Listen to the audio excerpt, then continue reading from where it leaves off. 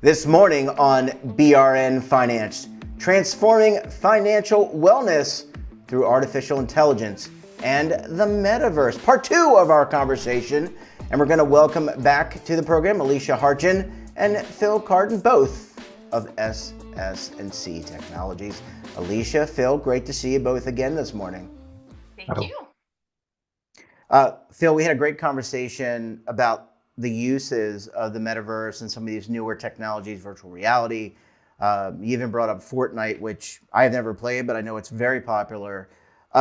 For retirement record keepers and third parties, so I'm thinking about advisors and other people in the retirement ecosystem, how do you take these technologies and plug them in to your existing platform? So I'm thinking about record keepers in particular. How do you plug this in, these new technologies in?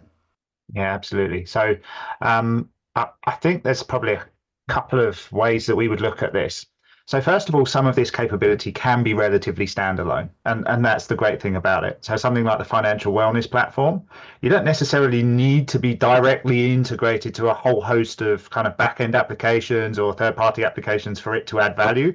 It's information, and if we can bring the right people to that information and make it more accessible through these technologies, then that's going to add a whole load of value from the start. So it doesn't necessarily have to be, a huge implementation or integration effort for it to add value. But the great thing about a lot of the record keeping systems at SS&C, or probably all of the record keeping systems at SS&C, and certainly the way that we work with the financial wellness platform, is they've evolved over time to be ready to integrate with a whole load of these third-party technologies. So they're API enabled. The integrations are relatively well trodden paths, and actually over time have become pretty standardized. And what that then means is these technologies that we're looking to build on, whether it's AI or the metaverse, we can use those API integrations to seamlessly integrate and really start building very, very customized and personalized experiences for the users. So as you're walking through a metaverse or engaging with an AI interface, it can pull your records out, tell you your balance, tell you the investment profile, and help you then consume information that's relevant to your profile. Obviously, that's going deeper into integration and more complex, but we really can cover the full scale of those implementations right down to the most sophisticated, fully integrated application architecture that really understands you as an individual, building towards that kind of segment of one type idea where everything that you consume is directly relevant and tailored towards you, with our understanding of what you hold, the questions you've asked before, the things you're interested in, and the things about your lifestyle or your retirement age that you've already told us, and we build your education in and around that set. Yeah, it sounds very modular, which I think in today's agile technology environment is really kind of the current and future of development. My understanding, I'm not a technologist by any stretch of the imagination, but I've been around technology enough to think that that's what it sounds like. Alicia, ultimately our business and most business is about results. What's been the feedback from clients? And those clients can be plan sponsors, but also record keepers in terms of these newer solutions, because your SS&C technology's in the name of your company. So I think there's probably a little bit of pressure saying, hey, we got to continue to evolve and create new products and services. So what has been the feedback? Absolutely. Yeah, there's excitement over how this can enhance the participant experience, but also some caution. So our clients say, how do we know the engine isn't going to say something that it shouldn't? So that's back to those guardrails, and it's making sure that we are very clear on what's involved and supported in the solutions.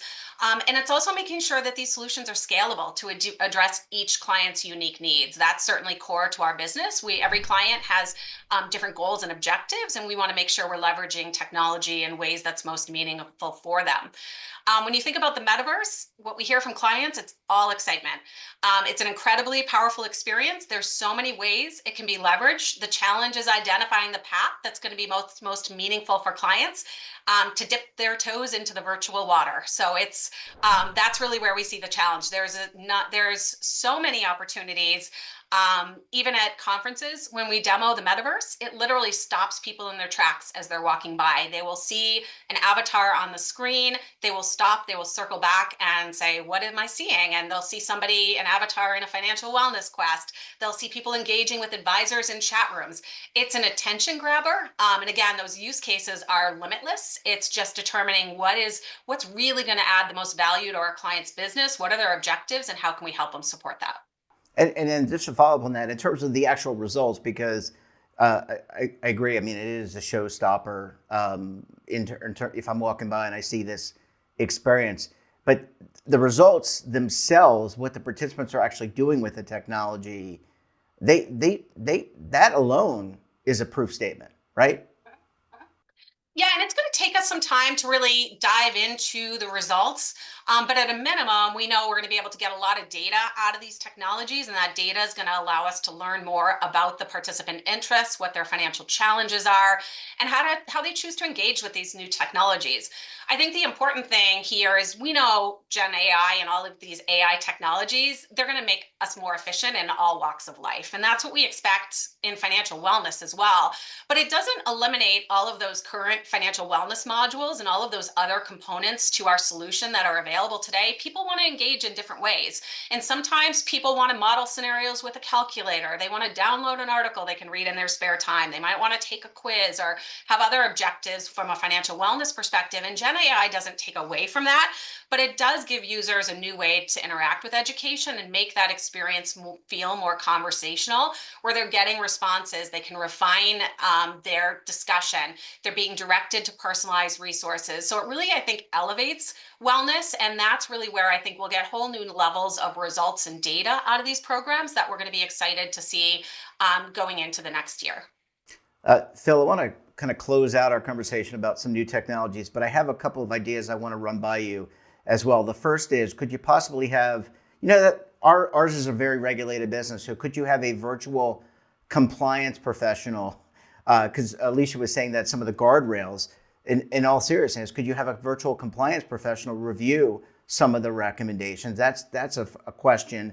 And then ultimately, I used to play games like Sid Meier's Civilization. Could you incorporate and be partnering with the game manufacturers to actually take this and import it? One of the things you need to think about when you're building a civilization or in SimCity is to have a retirement program for your population so that when they age, they have money. I mean, I'm just giving some ideas. So basically, my question is, what type of technologies can we expect? Maybe some of my ideas make sense. They definitely make sense, yeah, probably a couple of them we should talk about more. But so definitely we are taking an approach that's aligned to some of those gaming capabilities and technologies, and that kind of the simulation of how your technological how that technology can help you envisage what your financial outcomes might be, depending on the decisions you make, is definitely part of where some of our thinking is.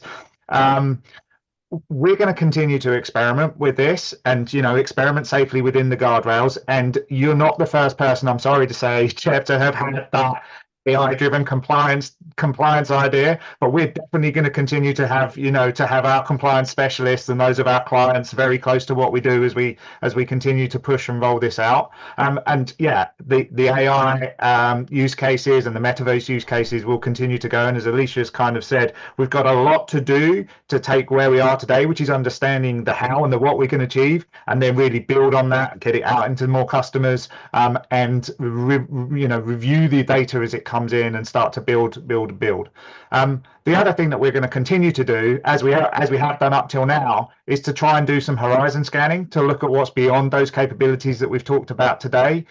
Whether that's look at other industries. I mean, a lot of where we use the metaverse is currently much more advanced in some other industries, fashion and some of the big technologies are more advanced in metaverse capabilities than our industry is. So we'll continue to kind of look around us and see what we can learn and gain from. There's some fascinating use cases out there that we'll continue to keep unpicking. But then also we have to look at the technologies that are coming down the track. You know, just in the news recently, the vast and continuous updates in quantum technologies, how they're going to impact maybe not so much in the experience side, but some of the decision making that might sit behind this.